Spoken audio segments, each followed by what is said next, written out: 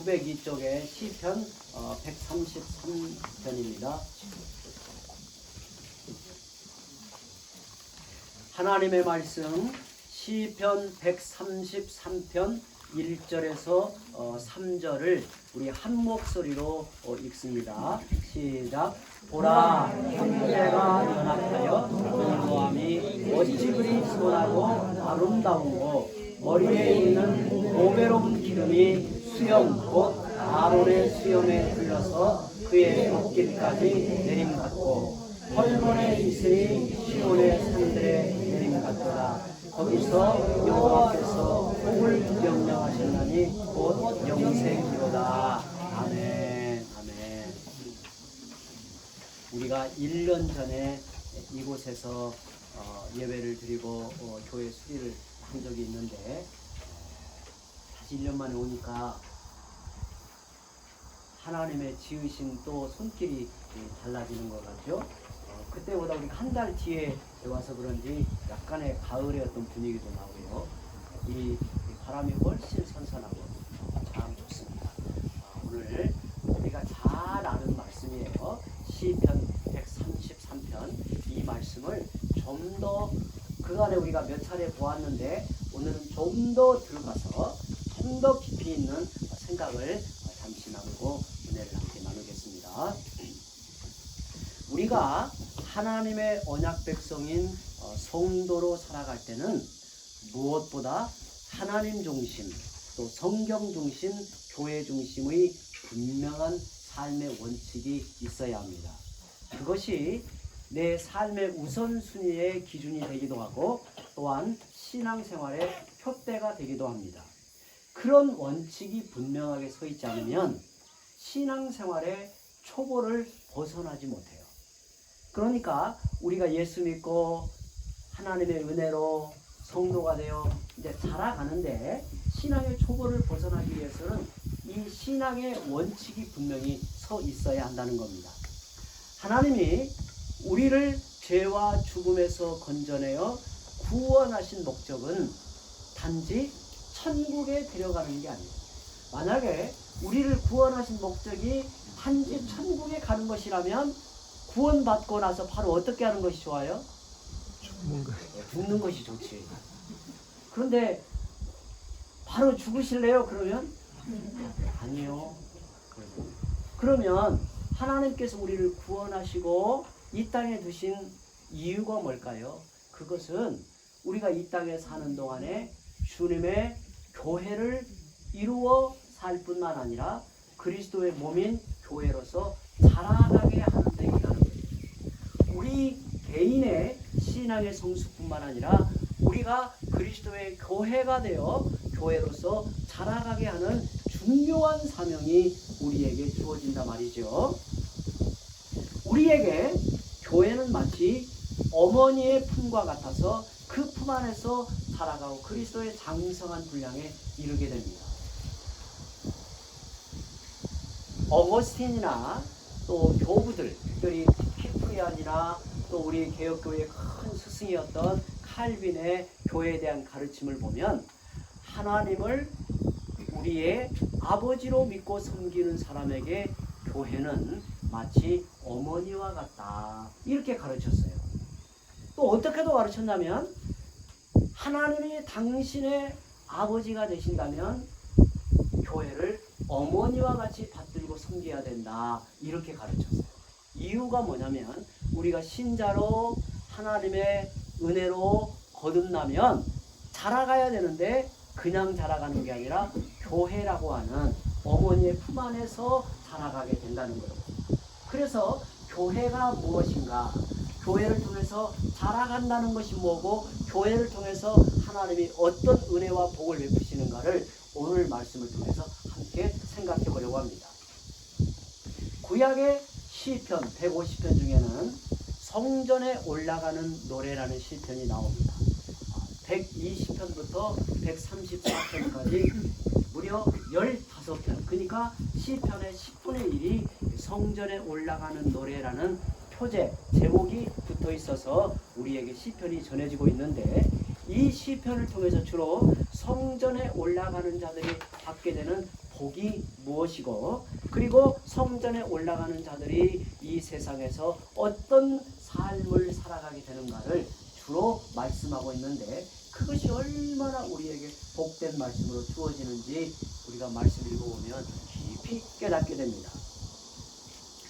특별히 오늘 우리가 읽은 짧은 시편 133편은 이 땅에서 교회는 성도들에게 어떤 의미가 있는지 한 폭의 그림처럼 우리에게 보여주고 있습니다. 마치 그림을 그려서 그 복됨이 어떠한가를 우리에게 나타내시는데, 특별히 성도들에게 교회는 어떤 의미가 있는지를 우리에게 말해주고 있습니다. 이 시편의 주제는 형제가 연합하여 동거함이 얼마나 보기에 좋고 즐거운 일인가를 말하고, 그 일을 통해서 우리는 언약 백성으로 합당한 삶을 살아가게 된다라는 사실을 짧지만 매우 함축하여 우리에게 말씀해 주고 있습니다. 시편 133편을 보면 그 형식이 감탄문으로 시작을 합니다. 보라, 형제가 연합하여 동거함이 어찌 그리 선하고 아름다운가. 마치 정말 감탄에 감탄을 더하여 마치 이렇게 큰 소리로 외치듯이, 보라, 형제가 연합하여 동거함이 어찌 그리 선하고 아름다운가, 이렇게 외치는 형식으로 되어 있습니다. 이 보라는 말이 이제 히브리어로 이 보라, 히네라는 이런 단어는 어떤 때 쓰이냐면 사람들의 주의와 관심을 이렇게 집중해라, 여기를 보아라, 여기 관심 집중이라는 말이에요. 이 보라라는 말이.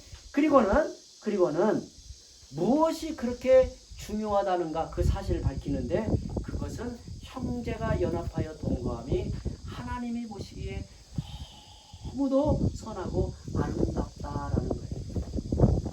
오늘 우리가 이 아름다운 동산에 이 시원한 바람을 대하며 말씀을 나누고 예배하는 이것을 보고 계시는 주님, 하나님 아버지께서는 너무나 보기가 좋다는 거예요. 너무 보기 좋다. 아마 우리 자녀들이, 아니 우리 부모님들이 이제 명절이 되면 이제 자녀들이 객지에 살다가 어린 자녀들까지 다 모여서 부모님의 가정에서 기뻐하고 살아온 이야기를 나누고 즐거워하는 모습을 보면 아버지, 어머니가 그 모습을 볼 때 어떤 마음이 드나요? 최 권사님 어떤 마음이 드나요? 좋지요. 제가 언제 기회가 되면 우리 권사님이 명절 때 자녀들이 전체 모여서 그 흥겹게 지내는 장면을 제가 뭐 이렇게 카메라로 이렇게 찍어보려고 하는데 지금 기회가 안 옵니다. 제가 언젠가 짤막하게 이 찍어놓은 영상을 볼 기회가 있었는데, 저렇게 행복할까? 그 노래를 부르며 춤을 추는 이 모습이, 손주들이 막 노래를 부르고 우리 권사님하고 춤을 추는 그 모습이 얼마나 이렇게 행복해 하시는가. 그런데 주님이 우리의 모습을 보시는 지금 그렇다. 우리의 모습을 보시는 형제가 연합하여 동거함이 어찌 그리 선하고 아름다운가, 이렇게 감탄하여 시인이 말하고 있습니다. 동거함이라는 말이 무슨 말이냐면, 여기에 쓰인 동거하다는 말은 더불어 함께 지내다, 함께 거하다 라는 말이에요. 시인은 형제가 연합하여 동거하다라고 하는데, 그가 이와 같이 말하는 의미가 무엇인가? 사실 이 시편이 제목이 뭐라고 그랬어요? 성전에 올라가는 노래라고 했잖아요. 지금 성전에 올라가서 그들이 기뻐하는 이 찬송의 노래거든요. 하나님께서 이스라엘 백성들이 절기마다 또 때마다 성전에 올라가는데, 이스라엘 백성은 하나님을 아버지로 믿고 섬기는 큰 가족이에요. 이스라엘 백성은 하나님의 권속이란 말이죠. 그래서 절기 때에 이스라엘 온 백성이 성전에 올라가 하나님께 제사하며 하나님을 경배하며 하나님을 기뻐하며 그들이 흥겨워할 때 이 표현을 쓰고 있는 거예요. 하나님 아버지께서 성전에 찾아온 주의 백성들을 보시고 어찌 그리 선하고 아름다운가 이렇게 말하고 있는 거예요. 특히 시인은 함께하는 사람들을 가리켜 형제라고 부르고 있습니다. 그 형제는 주 안에 있는 한 권속을 말하는 겁니다. 그들이 함께 동거하면 함께 신앙생활하고 있는 것을 말하고 있는 거예요. 어떻게 보면 이스라엘 온 땅이 하나님의 집이고 또한 하나님의 집에서도 더 복된 집이 이스라엘 백성들에게 성전인데 그들이 이스라엘 온 땅에 흩어져서 복되고 은혜를 입은 백성으로 살아가는 것, 그리고 절기면 또 그들이 성전에 모여서 함께 기뻐하고 하나님을 예배하는 그 모습을 이렇게 말하고 있는 거예요. 그런데 구약시대의 성전은 신약시대로 넘어오면 그것이 바로 교회를 가르쳐주는 모형으로 성전이 구약시대에 나타내어졌다는 거예요. 그러니까 이 성전의 아름다운 영광이 그대로 이제 더욱 실제로 펼쳐지는 것이 바로 뭐냐면 교회란 말이에요. 교회. 바로 우리 이 교회를 말하고 있는 거예요. 물론 제가 말하고 있는 것은 건물 교회를 말하는 게 아닙니다. 이렇게 함께 모여서 예배하고 함께 기뻐하고 교제하는 이 교회를 가리켜 지금 시인은 구약시대 그들의 언어로 말하고 있는데 오늘 우리에게는 이렇게 또한 전해지는 거예요. 우리가 알고 있듯이 성전의 중요성은 하나님이 자기 백성과 함께 하신다는 약속이 거기에 있다는 사실이에요. 특별히 성전의 깊은 중심에는 언약궤가 놓여 있는데 이는 언약의 주님이 언약 백성과 함께 하시며 그들과 더불어 교제하시는 하나님의 임재를 상징하였습니다. 성전을 처음에는 하나님께서 모세를 통해 그 성전의 식양을 다 계시하여 말씀하신 후에 그 성전이 처음에는 뭐라고도 불렸는지 기억하세요? 이게 광야를 지나갈 때는 증거막이라고도 불렸어요. 증거막. 그렇게 불린 이유는 그 성막 안에 하나님의 언약의 말씀이 담겨있는 상자가 모셔져 있고 그것은 언약의 주님이 언약 백성들과 이렇게 함께 하고 있다라고 하는 그 상징을 그렇게 나타냈던 거예요. 그리고 이 증거막을 뭐라고도 불렀냐면 회막이라고도 불렀어요. 이 회막이라는 말이 무슨 말이냐면 만나는 장소라는 말이에요. 하나님께서 자기 백성을 만나실 뿐만 아니라 하나님의 백성들이 서로 만나서 기뻐하고 교제하는 예배하는 것을 이제 성막이라고 했는데 그래서 회막이라고도 불렀습니다. 이러한 의미가 신약시대의 교회에 그대로 적용이 돼요.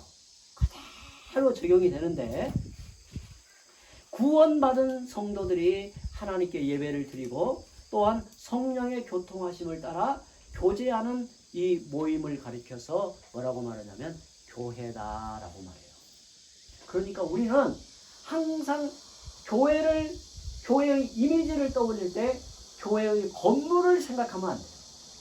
항상 우리는 교회하면 주님의 몸된 믿음의 형제들, 믿음의 지체들, 이 거룩한 공동체가 주님의 교회다. 이 교회는 하나님을 실제로 만나는 것이요 하나님의 은혜를 입어 사는 것이다 라는 것을 생각하는 것이 이 성막, 성전을 통해서 우리에게 가르쳐주고 있는 거예요. 그래서 1절에 형제가 연합하여 동거함은 구원받은 성도들이 함께 모여 예배하고 교제하는 것을 말하고 있는 거예요. 그러니까 지금 우리의 이 모습을 가리켜 형제가 연합하여 동거하고 있다라는 말을 쓰는 거예요. 우리는 매 주일마다 고백하는 신앙의 고백 중에 이런 내용이 있습니다. 나는 거룩한 공교회와 성도의 교제를 믿습니다. 이 말은 한마디로 말하면 나는 교회를 믿습니다. 교회를 내 신앙의 중심으로 여깁니다. 내 신앙의 고백이 이 교회를 통해서 이루어집니다. 이런 말이에요. 그러니까 사실 성도의 삶이라고 하는 것은 여기에서 시작이 되고 여기에서 성도다운 삶의 실제가 드러나서 세상을 향하고 나가는 거예요. 우리가 믿음으로 고백하는 대로 그리스도를 믿는 성도들이 함께 예배하고 교제하며 봉사하는 모든 삶을 가리켜 1절에 이렇게 말하고 있는 거예요. 그런데 시인은 구약시대 성도들이 성전에서 예배를 드리고 봉사하고 교제하는 일에 대하여 감탄문으로 어찌 그리 선하고 아름다운가 이렇게 외치는 겁니다. 여기서 선하다, 이 선하다는 말이 우리가 잘 알고 있는 하나님이 천지를 창조하시고 나서 그 창조의 영광을 보시고 보기에 좋았더라. 나는 좋았다. 라는 말이 선하단 말이에요. 그러니까 하나님께서 이 세상의 모든 걸 보실 때 가장 보기 좋은 것, 가장 보기. 때로 우리에게는 부족함도 있고 허물도 있고 실수도 있고 참 인간적인 연약함도 있는데 하나님이 보실 때는 가장 보기 좋은 것. 다시 또 한번 말씀드리면 이 부모님이 자녀들의 커가는 모습, 또 자녀들이 함께 모여서 기뻐하는 이 모습을 볼 때 다 좋게 봅니다. 귀하게 보여요. 그런데 하나님이 그러하시다라는 거예요. 사실 우리 교회뿐만 아니라 한국 교회를 보면 아쉬움도 있고 부족함도 있고 여러 가지 연약함이 있잖아요. 그래도 우리는 하나님의 눈을 가져야 돼요. 하나님이 귀하게 여기신다. 하나님이 복되게 여기시고 하나님이 보기 좋게 여기신다라는 생각을 잊어서는 안 돼요. 그래서 교회를 때로는 비판할 때도 이런 마음을 갖지 않고 하면 안 돼요. 그래서 이게 중요한 거예요. 여러분 이걸 우리 꼭 기억해요. 하나님이 우리를 이렇게 보기 좋아하시고 기뻐하신다. 그리고 여기에 아름답다 이렇게 표현하는 이 말은 그 의미가 즐겁다, 기쁘다라는 말이에요. 이는 주의 백성이 하나님의 성전에 나아가 함께 예배하고 교제하는 것이 너무도 보기 좋고 기쁘고 즐거운 일이다 라는 것을 말하는 겁니다. 시인은 성전에 나아가 한 마음으로 예배하고 교제하는 것이 참으로 보기 좋아 감탄문의 형식으로 말하고 있습니다. 둘째로 형제가 연합하여 동거하는 교회를 향해 베푸시는 복이 무엇인가 이제 함께 또 살펴봅니다. 시인은 형제가 연합하여 동거함이 얼마나 보기 좋고 기쁜 일인가를 지급법으로 마치 이와 같다 이런 형식으로 설명을 합니다. 시인은 이 시편에서 하나님의 백성이 성전에서 그리고 교회를 이름으로 하나님께 예배하고 봉사하며 더불어 교제하는 삶이 얼마나 보기 좋고 아름다운지 두 장면의 그림으로 설명을 합니다. 마치 이와 같다는 거예요. 이와 같다는 거. 다시 말씀드리면 오늘 우리가 이렇게 함께 예배하고 하나님을 높여 찬송하고 또 성도들이 마음을 터놓고 서로 기뻐하고 용납하고 교제하는 이것이 얼마나 하나님이 보기 좋게 여기시는가를 두 가지 장면으로 우리에게 보여주는데 하나가 대제사장 아론이 기름 부음을 받아 보배로운 기름이 수염과 그의 옷깃에 흘러내리는 모습과 같다는 거예요. 또 하나는 이스라엘의 가장 높은 산인 헐몬산의 이슬이 시온의 산들에 흘러내리는 모습과 같다.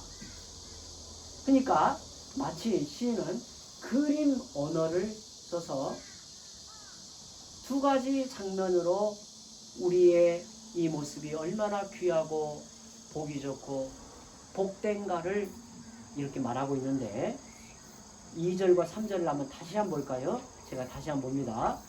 머리에 있는 보배로운 기름이 수염 곧 아론의 수염에 흘러서 그의 옷깃까지 내린 같고 헐몬의 이슬이 시온의 산들에 내린 같도다. 거기서 여호와께서 복을 명령하셨나니 곧 영생이로다.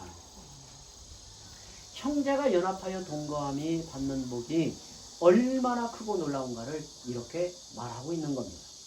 첫째는 대제사장 아론이 기름 부음을 받아 보배로운 기름이 머리에서 수염으로 그리고 옷깃까지 흘러내린 같다고 말씀을 합니다. 구약 시대에는 하나님의 뜻을 받들어 섬기는 메시아를 세우는 일이 있었습니다. 하나님을 대신하는 자로 하나님의 영광을 나타내고 하나님의 뜻을 받드는 하나님의 종 메시아를 세우는데, 그들이 누구냐면 제사장이나 선지자나 왕을 기름을 부어서 이렇게 세웠습니다. 그들은 하나님의 영광을 지닌 자였고 하나님의 영광을 드러내는 자였습니다. 또한 그들을 통해 하나님의 존귀하심을 밝히 드러내시는 거예요. 더구나 이스라엘의 대제사장 아론에게 있어서 기름 부음을 받는 이 장면은 이스라엘 백성들에게 있어서는 최고의 영광이었습니다. 하나님께서 우리를 이처럼 사랑하시는구나. 하나님이 우리를 이처럼 복되게 하시는구나. 하나님이 우리와 함께 하시는 그 은혜와 복이 이렇게 귀하구나. 더구나 대제사장은 이스라엘 백성을 향하여 축복하는 사람, 또 이스라엘 백성의 죄를 사죄하여 하나님 앞에 은혜를 구하는 사람, 이렇게 귀한 사람이었는데 마치 그 아론의 머리에 기름을 부어 그 향기로운 보배로운 기름이 수염에 흘러내리고 옷깃까지 흘러내리는 그 영광, 존귀한 모습이 오늘 우리의 모습이다, 이렇게 말합니다. 성경에는 이보다 더 존귀하고 영광스러운 모습을 표현할 수가 없어요. 가장 그 영광된 모습을 이렇게 표현하고 있는데 바로 그렇다는 거예요. 여러분, 더구나 대제사장은 성전에서 늘 거하여 예배하고 봉사하는데 하나님의 영광을 위해 쓰임을 받듯이 이렇게 성도들을 부르셔서 거룩하게 하시고 하나님의 영광을 위해 살게 하신다라는 의미도 여기에 담고 있는 거예요. 우리가 그리스도의 몸된 교회를 이루어 하나님께 예배를 드리고 봉사하며 함께 교제할 때 우리 가운데 성령이 임하여 넘치는 은혜를 베풀어 주시고 하나님과의 깊은 영적 교통을 이루게 하십니다. 우리 모두에게 신령한 은혜와 복을 베푸시고 연약한 자를 회복하여 일으켜 세우시고 약한 자를 온전하게 하십니다. 치유하시는 하나님의 은혜와 능력을 나타내시고 깊이 경험하게 하십니다. 이렇게 복되게 하신다는 것을 이 말씀으로 우리에게 하고 있는 거예요. 둘째는 이스라엘의 제일 높은 산이 이 헐몬산인데, 이제 이 시편 133편에는 헐몬이라고 되어 있는데 사실 다른 우리 이제 이 말이 성경에 14번 나오는데 다른 곳에는 헤르몬 이렇게 산 이렇게 되어 있습니다. 그러니까 똑같은 거예요. 그런데 이 헐몬의 이슬이 시온의 산들에 내리는 것과 같다라고 했어요.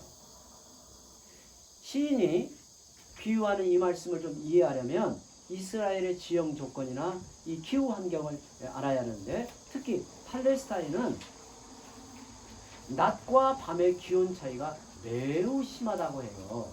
그래서 저 북쪽에 높은 산인 헐몬산에서 이 차가운 바람이 불어 내려오면 이 뜨거운 기온과 합하여져서 이슬이 내리는데 어느 정도 이슬이 깊게 내리냐면 능개비 정도로 내린다고 해요. 그러니까 밤이 되면 그 메마른 그 대지, 시들어 있는 그 식물 위에 이슬이 내리는데 능개비가 쫙 내리면 그 헐몬산에서 내린 그 시원한 바람으로 인한 이슬이 온 산하를 적신다고 해요. 그리고 여기에 시월의 산들에 내린다고 하잖아요. 그래서 생기를 얻어 이제 자라고 열매를 맺어요.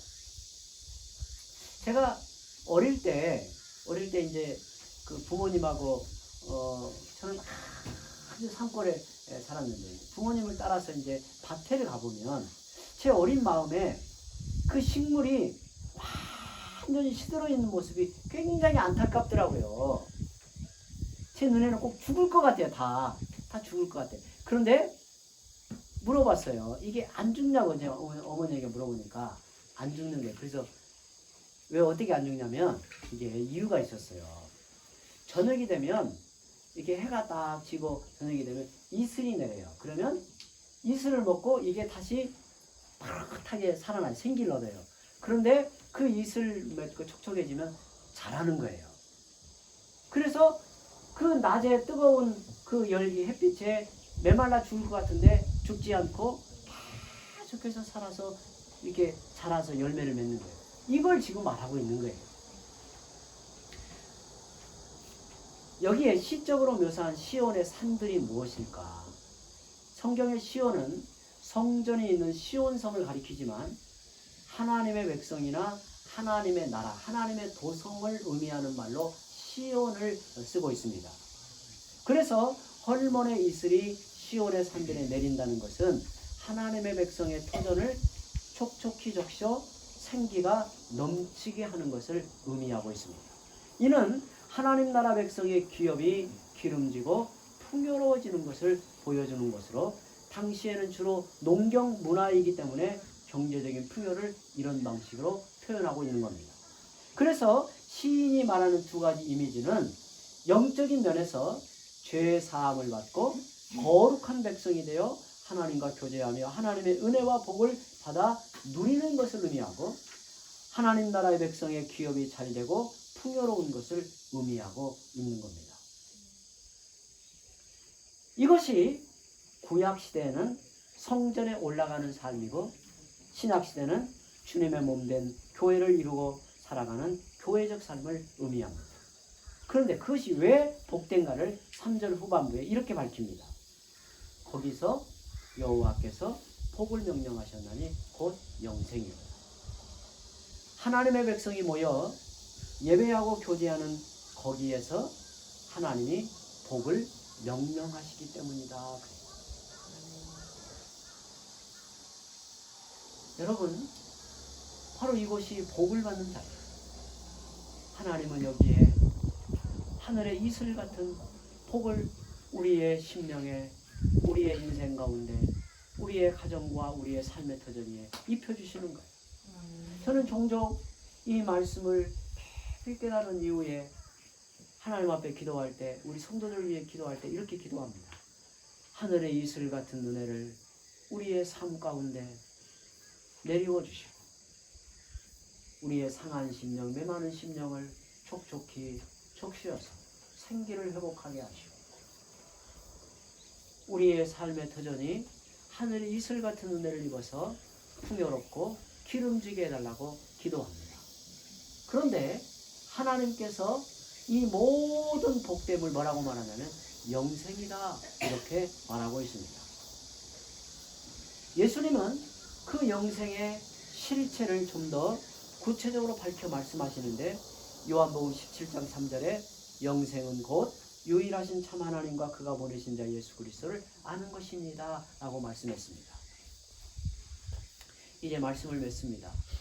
사랑하는 성도 여러분, 교회 생활의 기쁨과 신비는 하나님을 인격적으로 만나서 교제하는 것에 있다는 사실을 잊지 마십시오. 이 예배 가운데 하나님은 저희들의 심령과 교통하여 교제하시며 그 성령의 교통하심을 따라 주의 백성들이 함께 교제하며 삶을 나누라고 말씀하시는데, 그러한 복을 통해서 영생의 충만함으로 자라가게 한다는 것을 우리에게 말하고 있습니다. 형제가 연합하여 동거함은 사실 교회적 삶을 가리킨다라는 것을 잊지 말고 그 안에서 복됨을 누리며 사는 저희들이 되시기를 바랍니다. 기도합니다. 하나님 아버지, 세상에 수많은 인생